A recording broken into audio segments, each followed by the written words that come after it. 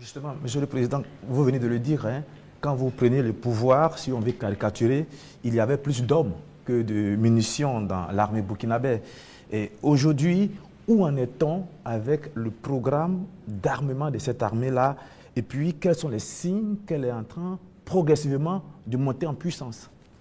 Très bien, je l'ai dit, je ne peux pas dépeindre toute la situation qu'il y avait, c'était catastrophique. Et comme je l'ai dit, vous pourrez enquêter. Il y a peut-être même dans cette salle des militaires qui étaient sur le front, sans armes. Ça existait dans notre armée.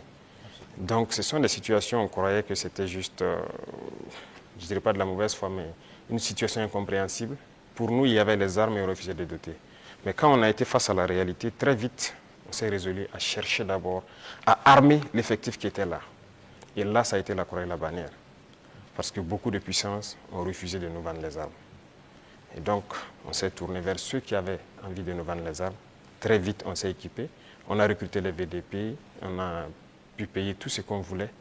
Le processus, nous avons fait un plan d'équipement pour une montée en puissance.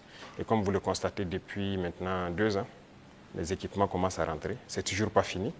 Et ça continue de venir. Peut-être que dans quelques jours, vous verrez encore de nouveaux équipements qui seront présentés, qui sont principalement des équipements d'appui. Parce que d'abord, l'infanterie, il fallait l'équiper pour que chaque homme puisse avoir une arme en dotation.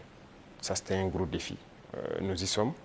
On continue de recruter, comme vous le constatez. Chaque année, c'est entre 10 000 et 15 000 hommes qu'on recrute. Ça, c'est un effort considérable. Parce que, quoi qu'on dise, l'adversité est là. Et le volume de terroristes augmente parce que les impérialistes recrutent beaucoup de mercenaires qui viennent au Burkina Faso pour combattre. Donc il faut qu'on s'adapte à la situation. Et maintenant, nous avons notre troisième phase qui n'est plus d'acheter, mais de fabriquer nous-mêmes. Et nous sommes aussi là-dedans.